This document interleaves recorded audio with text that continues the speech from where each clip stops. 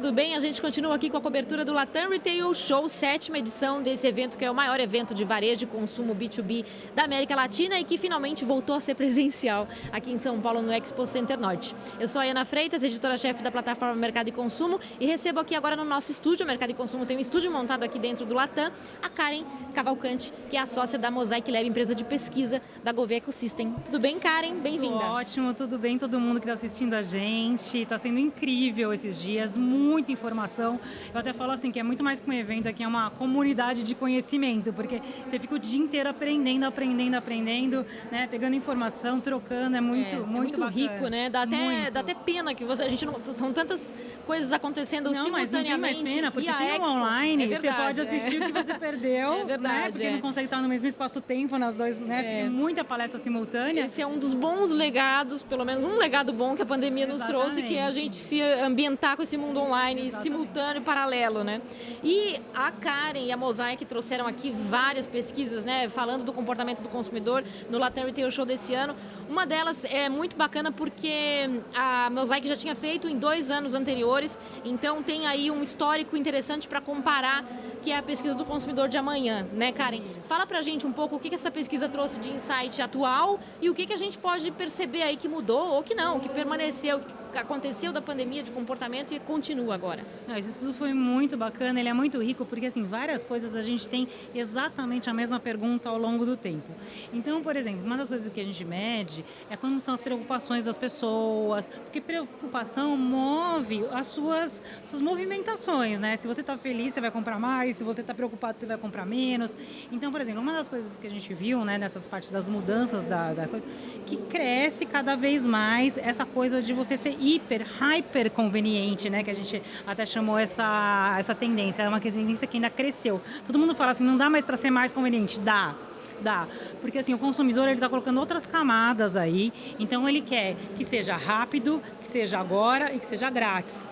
Aí as pessoas falam, não, é impossível ser grátis, não sei o quê. Ontem a gente teve uma palestra fantástica com o CEO do Walmart, ele falou no México como eles implementaram um monte de coisas junto com startups. Então, por exemplo, tem uma base lá de 5 milhões de pessoas que vão lá todo dia, e está no plano de saúde, $1, $1,50. Quer colocar a família? $2. Isso é conveniente, rápido, grátis, percepção, né?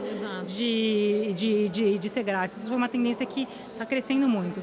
Uma outra bacana que, assim, no ano passado e retrasado, a gente falou muito do home reframing, né? Dos novos espaços das pessoas nas casas, porque, tipo, onde eu vou botar o home office, meu filho está estudando, né? Onde o marido vai sentar para trabalhar também junto. Sim. Então, teve a mudança aí na casa das pessoas, né? Porque antigamente a gente estava abrindo espaços para conveniência, então área de churrasqueira, e agora a área varanda gourmet, isso, agora é a varanda de trabalho. A varanda virou home office, então teve esse home reframing, que foi essa parte de office, e também planta, né? Olha. Nunca teve tanta planta nas casas das pessoas e tudo mais. Como é isso no mundo do varejo? Esse último período, assim, a gente viu muitas dessas iniciativas explodirem, né? Porque assim, as pessoas querem isso nos pontos de vendas, elas querem mais espaço aberto, parede verde, respeito à natureza, tudo isso está refletindo essas ansiedades coletivas das pessoas. E aí outra coisa que elas querem ser felizes. Elas querem se entreter. Então, essas coisas dos espaços, multi-espaços, né? Você tem lá um food hall, que é um espaço de comida, junto com um espaço de venda de roupa, né? Ou você tem uma área de entretenimento, de game, dentro de uma loja. Então, esses espaços multifacetados, né? Também foi uma tendência que a gente fez, tanto que a gente rebatizou, em vez de ser home reframe, agora é space reframe, porque quebrou as barreiras da casa, né? A gente está falando disso em vários lugares. Outra tendência que a gente viu que cresceu muito é uma que a gente até cunhou ela, né, há 3 anos atrás, que se chama sustentabilidade humana. A gente fala muito da sustentabilidade do mundo, né? ESG, aliás, é outra palestra para quem quiser vir aqui amanhã cedo tem uma palestra do ESG que a gente vai fazer junto com o pessoal do IDV, que a gente fez um primeiro estudo sobre ESG no varejo, que a gente mede ESG das marcas e também do varejo em si, quanto que o potencial do ESG influi. Então, assim, ESG é um tema forte, né, e tudo mais, mas e a nossa sustentabilidade, né, como ser humano e tudo mais? Uma coisa que cresceu muito no estudo foi a preocupação das pessoas com doença emocional. Só para vocês terem ideia, era tipo 7ª preocupação das pessoas no passado. Hoje é a 5ª preocupação das pessoas. Só mais preocupante que isso é só a corrupção, a fome, entendeu? Então, muita gente hoje em dia é preocupada em ter doença emocional. A gente tem uma outra pergunta no estudo, que vamos ver como as coisas elas vão se confirmando, Sim. que a gente tem uma lista de doenças, né? Gripe, ansiedade, doença pulmonar, diabetes, obesidade, não sei o quê. E a gente pergunta, o que você acha que você tem potencial de desenvolver isso nos próximos anos, né? Porque saúde move a gente também.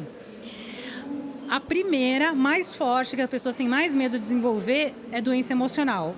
Aí a gente tem uma outra pergunta no estudo, totalmente longe de assuntos completamente aleatórios, que a gente fala sobre intolerâncias, discriminação, né? Então, no Brasil, sobe, né? Racismo, né? As pessoas têm, né? A parte da identidade de gênero, né? Mas juntinho, ali grudado, com o mesmo medo coletivo, é a intolerância por problemas emocionais. Tipo, eu não vou ser respeitada no meu trabalho, Sim. não vou ser respeitada na minha família.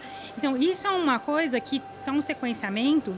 E o que acontece? Isso aumentou nas pesquisas que vocês fizeram desde 2020, vem um crescente. Vem um crescente, né? Então, o que isso impacta no varejo, né? Impacta que você tem consumidores mais emocionais, que vão se sensibilizar mais, ou seja, eles vão ficar muito felizes se você faz uma coisa que ele ama, ele vai ficar Sim. muito bravo se você fazer uma coisa que não é. E ele tem canais hoje em dia para expressar isso, então a intensidade que as coisas acontecem hoje são muito diferentes.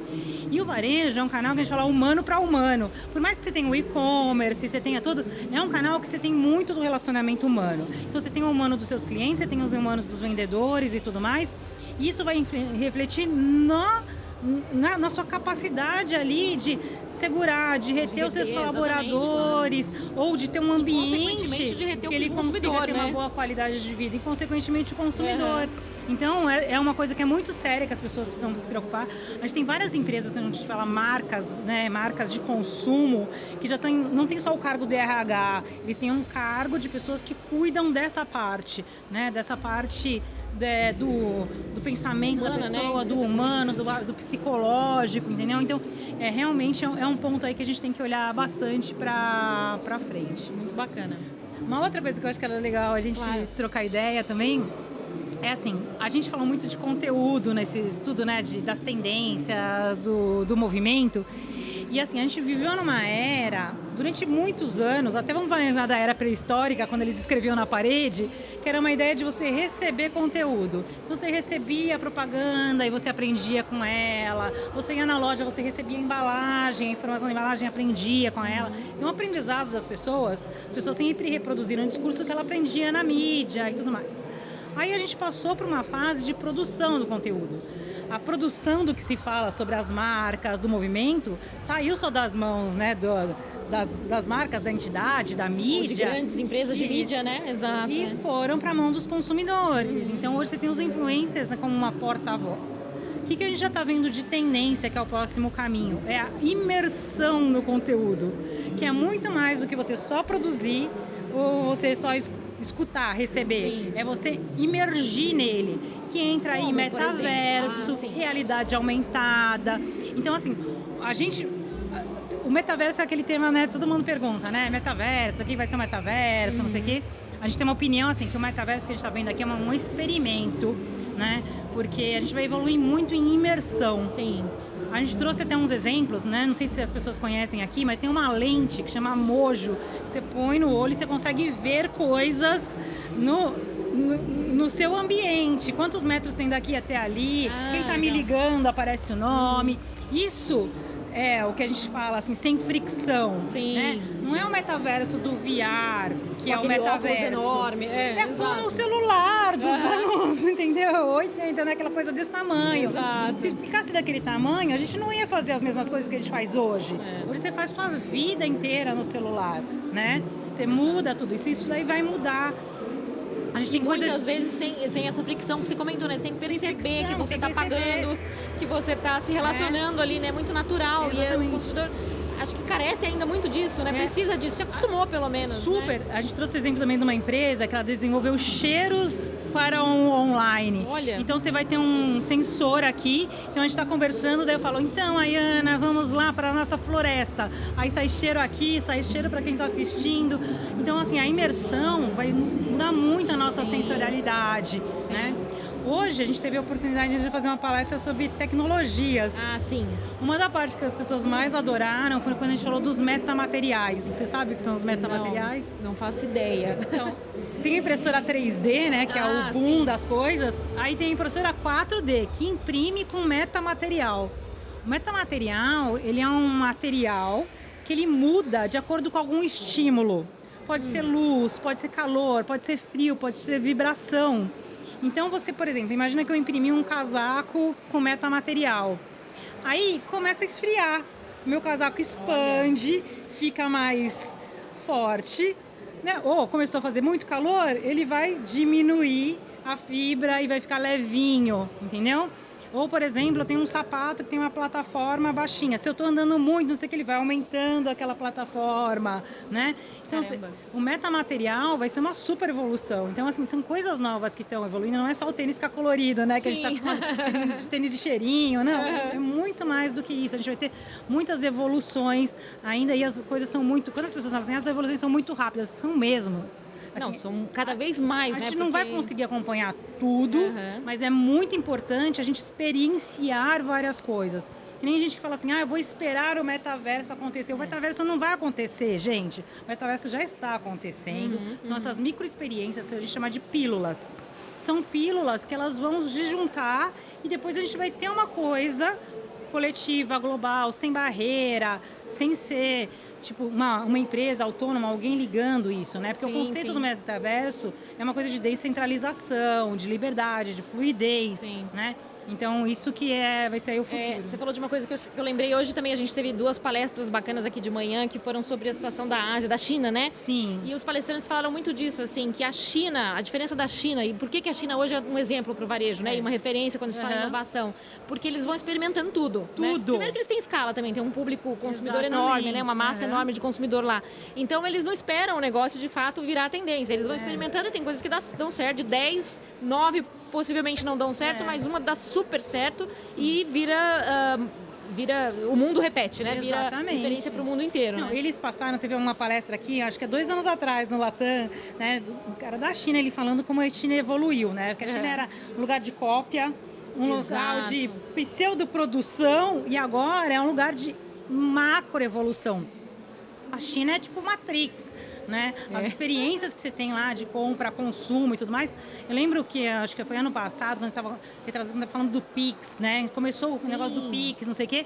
E aí o pessoal da Gouveia, que tinha feito as viagens lá para a China, falando assim, lá as pessoas na rua pedindo, a gente usa o QR Code para pedir. Já e a gente temos falou aqui assim, isso agora. Não, isso não tem. Hoje você só vê esse tipo de plaquinha no semana, mande um Pix, não sei o que e tudo mais. Então, olha como a tecnologia...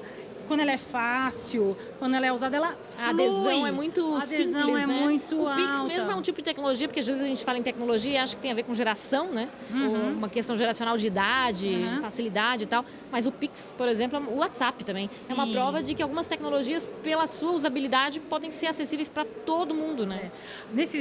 Na palestra, a gente apresenta um pedacinho só do estudo, tipo 20% das informações. Assim. A gente tinha um monte de outras coisas sobre comportamento, mas uma delas é o Pix. A gente pegou lá os meios de pagamento e perguntava, que meio que você quer usar no futuro? Parecia que só tinha uma resposta, Pix. Olha só. Entendeu? Então, assim, você vê como que assim, a vontade das pessoas, né? Quando uma coisa é eficiente, rápida, barata, que é aquela tendência que a gente estava falando lá no comecinho. Exatamente. Tudo se liga, né? Tudo tá interligado. Tudo se liga na mente do consumidor ali. É muito bacana, essas pesquisas que vocês fazem são muito legais, porque a gente vê hoje, a gente pega delas já e reconhece alguns movimentos no varejo, né? Alguns varejos varejistas já estão tomando iniciativas assim, ou, e, obviamente, os varejistas também podem olhar para ela porque está para vir, né? E justamente não fazer como outros mercados aí, fazer meio que mais como a China, ir adotando e testando, ir para o metaverso agora, desde já, como a Karen falou, porque já é realidade, e provando, né? Quando a gente foi para a NRF lá em Nova York, teve uma palestra que a gente deu sobre metaverso. Nessa palestra, eu pus um vídeo do David Bowie, que alguém pode procurar na internet, depois bota aí o link. Que ele meio que previa uma ideia de metaverso, né? Não, ele previa a internet. A internet, é verdade. Não tinha internet. Ele estava dando uma entrevista para um jornalista, né? E o jornalista com aquela cara de tédio total, assim. E o cara falou assim, mas... Tipo, como assim internet vai mudar? É só um outro meio de conversa, de dados, de tráfego de dados. Ele, não, é um negócio revolucionário, é uma forma alienígena que está descendo aqui na Terra e vai mudar toda a forma como a gente se relaciona com o conteúdo, como que a gente se relaciona com as coisas, como a gente se relaciona com as pessoas. E o cara falou assim para ele, não, será que vai ser isso? Uma cara assim de descrente total, absoluto. Eu falo que nem é hoje, as pessoas falando... As pessoas usam a palavra metaverso, mas na verdade é tipo a nossa hiper-imersão, a hipersensorialidade. A gente vai viver uma era agora de transformação disso que é incrível, né? Você pega a criança nova e faz essas perguntas de coisas de tendência, é muito maluco, porque eles falam assim, mas isso aqui eu já faço, isso aqui já é minha vida, já é assim que eu faço. E quando a gente conversa com um adulto, é tendência, é movimento. Né, criança, eu vejo muito pela questão... Eu tenho um filho de 7 anos. E aí a gente... Game, por exemplo, a criança, ele já vive no metaverso, né, deles ali, né? Já vive. No metaverso de game, inclusive interagindo às vezes com marcas, né? Com marcas e tudo. E aí tem uma coisa que chama fluidez, né, do novo consumidor, né? Que é muito fato, né? Os jovens, eles gostam da fluidez.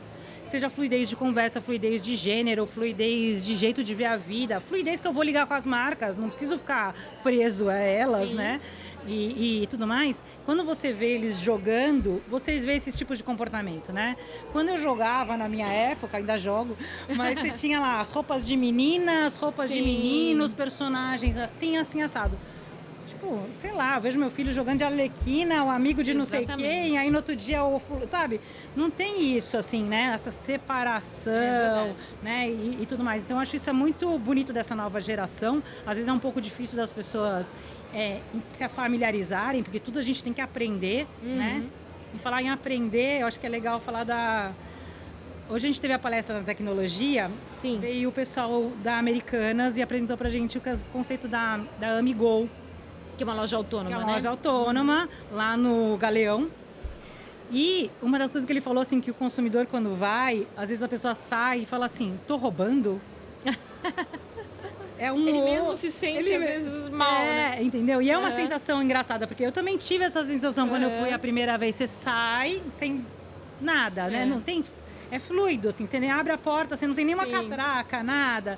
Então, o que acontece? É um novo framing, a gente tem que mudar os nossos framings, que a gente tem, né, os enquadramentos que a gente tem na nossa cabeça sobre algumas coisas, e elas vão mudar naturalmente no nosso dia. Exato. E temos que aceitar várias coisas. Ontem eu participei de um painel também falando com esses mercados de condomínio, né? Pessoas que criaram esses mercados de condomínio ou redes que criaram também modelos para condomínios. E eu particularmente tenho um mercadinho no meu condomínio, uma que é muito conveniência bom ter isso, muito né? bom. E realmente a sensação inicial era essa. Na primeira vez que eu fui, tipo, será que tem alguém olhando aqui? Será que alguém está desconfiado que eu não paguei? E depois naturalizou, né? Fica natural. Depois que você começa... Não, beleza, é um mercado de honestidade também nesse caso, né? Eles estão ali fazendo uma aposta meio certa porque eles sabem quem mora naquele condomínio, tem um controle também. Enfim, é algo que as empresas... As empresas se adaptaram e a gente também vai se adaptar. É uma questão de hábito mesmo. Não, e aí entra na confiança, né? Porque às vezes as pessoas falam assim, mas aqui no Brasil hoje tem muito roubo, tem muito assalto, não sei o quê. Mas é muito maluco, porque assim... A pessoa vai lá e pega o trem, ela picha o trem, ela faz não sei o que não tem. A pessoa vai lá e pega o metrô. Quem anda aqui em São Paulo sabe. O metrô é impecável. É a mesma pessoa que anda nos dois. Por que as pessoas se comportam no metrô e não se comportam nos outros lugares? Porque quando a gente tem um enquadramento correto, sabe o propósito, sabe as coisas, tem respeito, você também é respeitado e vice-versa, né? Você você tem outro tipo de comportamento. Então, essas coisas também, as pessoas vão mudar os comportamentos delas de acordo com o comportamento. A primeira vez que eu tive isso não foi uma loja digital. Eu estava viajando na Europa e tinha uma lojinha e tinha uma placa, não tinha ninguém na loja. Fomos almoçar, pegue e deixa o dinheiro. Aí eu falei... É sério, né? Aí eu olhei, assim, tipo, será que é programa de TV, né? Pegadinha. Aí eu fiz a conta, paguei, deixei...